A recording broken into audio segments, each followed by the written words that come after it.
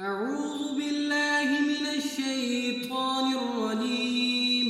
بسم الله الرحمن الرحيم. يسبح لله ما في السماوات وما في الأرض الملك القدوس العزيز الحكيم. هو الذي بعث في الأميين رسولا منهم يتلو عليهم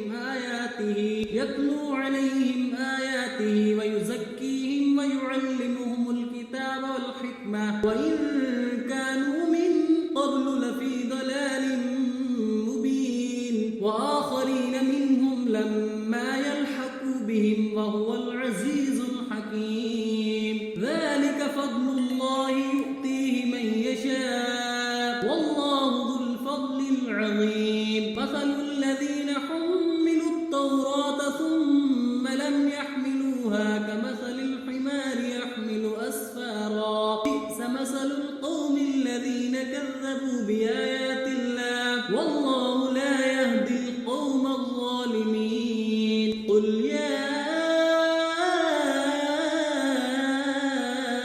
أيها الذين هادوا إن